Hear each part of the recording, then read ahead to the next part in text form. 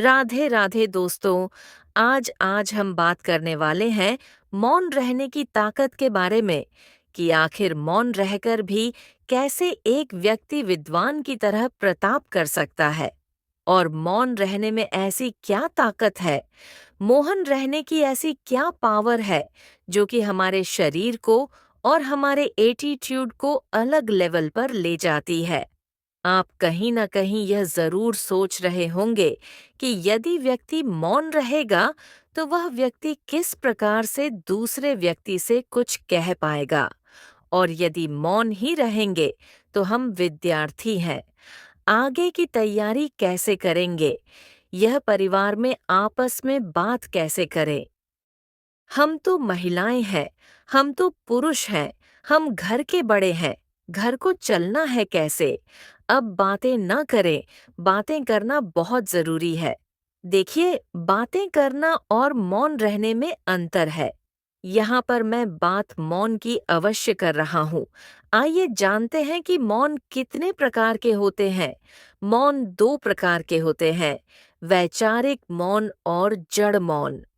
आपको जड़ मौन में नहीं रहना है, क्योंकि विद्यार्थी, घर के कार्य करने वाली महिलाएं और सामाजिक व्यक्ति, इन्हें वैचारिक मौन रहना चाहिए।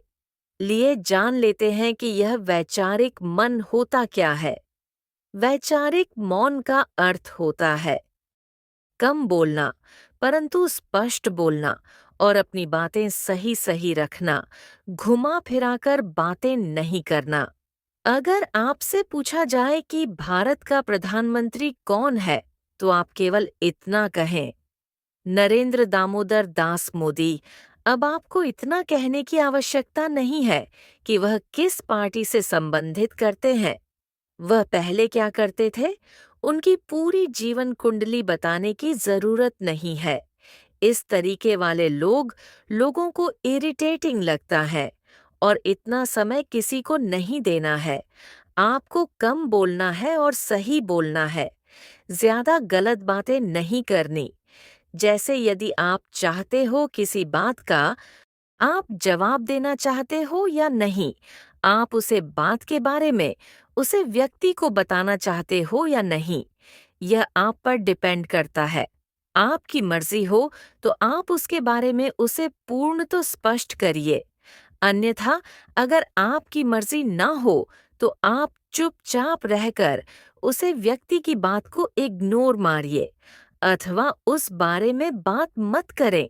आपको कोई फोर्स नहीं कर रहा है, परंतु ऐसा नहीं है कि आप विद्यार्थी जीवन में हो और आपके गुरुजी आपको कोई सवाल कर रहे हो और आप कहो कि मैं तो वैचारिक मन में हूँ, मुझे इस सवाल का जवाब नहीं देना है।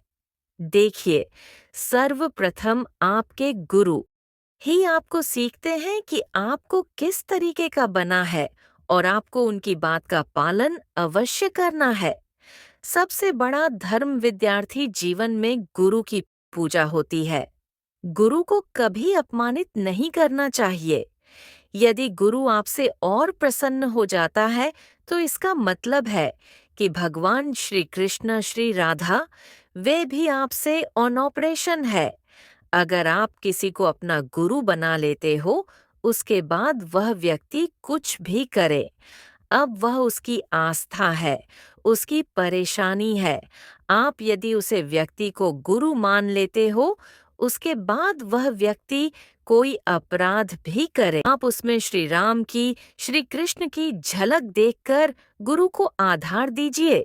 गुरु को हमेशा ब्रह्म के रूप में देखना चाहिए, हमेशा गुरु की रक्षा का कर्तव्य और ऐसा संकल्प लेना चाहिए। अब गुरु आपको काहे की सनातन की रक्षा करें, तो आपको सनातन की रक्षा करनी है। यदि आपको गुरु गलत दिशा दिख रहा है या गलत संगत में डाल रहा है, तब आप उसे गुरु को छोड़ सकते हो। अन्यथा आपको एक ही गुरु अपने जीवन में बहुत उद्देश्य के लिए बनाने चाहिए। बाकी आप अन्य गुरु भी बना सकते हो, परंतु प्रमुख गुरु जिससे आप दीक्षा को ग्रहण करो, वही होते हैं। अब बात करते हैं, यदि आप ज्यादा फालतू नहीं बोलोगे, अपने काम से कम रखोगे, काम बोलोगे और उचित बोलोगे, अपने शब्दों पर विशेष रूप से ध्यान दें। अब शब्दों का प्रयोग न करें जहां कहीं भी आपको लगे कि यहाँ पर यह लोग उचित संगत में नहीं जा रहे हैं, गलत संगत में जा रहे हैं, या किसी मदिरा की दुकान में जा रहे हैं, या फिर किसी ऐसी जगह जा रहे हैं जहां हमारे सनातन का अपमान हो रहा है, जैसे कि वेश्यावृत्ति, मदिरा पान, मांसाहार जैसी गंदी जगह पर न जाए। यदि आप उसे व्यक्ति को समझ रहे हो कि इस जगह पर नहीं जाना है, तो उतना ही समझाएं जितना कि उचित हो। आप उसे बस इतना कहें कि इस जगह पर मत जो, और इस जगह पर जाने से यह परेशानी है। अब वह आपसे बहस करने लगे तो उससे ज्यादा बहस नहीं करनी है। आप चुपचाप उसे जगह पर न जाइए और उसे व्यक्ति से भी दूरियां बना दीजिए। अगर आप उससे दूरियां नहीं बना सकते, तो जब भी वह ऐसे गलत काम करे तो उससे दूर रहें। आप उसे काम में ना पड़े। अब यदि आप मौन हो तो श्री कृष्ण का भजन करें, क्योंकि आपको पता होगा कि यदि आप भजन करते हो, पूजा करते हो, संध्या करते हो, जब भजन गान करते समय किसी भी बात को कहते हो, अपने बातों से श्री कृष्ण, राधा राम, शिव जी, किसी भी भगवान का स्मरण करते हो, तो आपका मन नहीं टूटा। और हमें बिल्कुल मौन धारण नहीं करना है, हमें बस उचित बोलना है।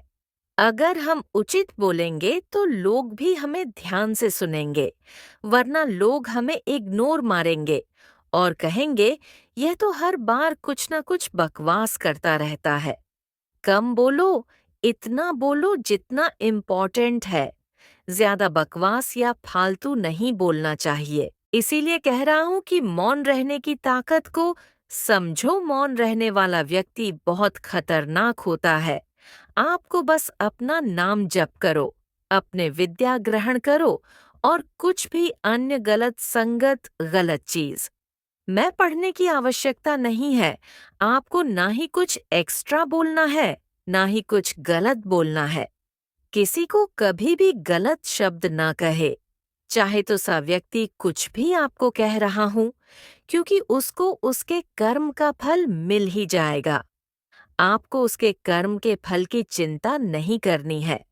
आपको बस इतना ध्यान रखना है कि आप अपने शब्दों में कभी गलत ना हो। जो व्यक्ति ज्यादा बात करते हैं, उन्हें शुरू शुरू में परेशानी अवश्य होगी कि मैं अब काम कैसे बोलूं। तो उन व्यक्तियों के लिए आप एक काम कर सकते हो कि आप जितना ज्यादा बोलते हो और आप काम कर रहे हो, आपसे कोई कह रहा है कि तुम अब कम बात करने लगे हो, तो आप उससे कहिए, मुझे आपसे बात करने की आवश्यकता नहीं है। आपसे फालतू बात में क्यों करो? मैं अपने श्री कृष्ण से बहुत अच्छी बात करता हूँ। और यदि आप श्री कृष्ण से बात करते हो, तो उसे बात का मौन नहीं टूटा माना जाता है। दोस्तों, मैं उम्मीद करूंगा आपको यह वीडियो बहुत अच्छी लगी हो और बहुत इन्फॉर्मेशन वाली लगी हो। हमने इसमें कई लोगों की विचारों को एक साथ जोड़कर आप तक पहुंचाने की कोशिश की है, जैसे कि प्रेमानंद महाराज जी और भी कई विद्वान लोग। तो चलिए दोस्तों, आज की वीडियो में इतना ही। अगर आपको वीडियो पसंद आई हो तो हमारे चैनल को सब्सक्राइब करके वीडियो को लाइक कर दो। हम ऐसे ही आपके लिए नई वीडियो लेकर आते रहेंगे। धन्यवाद।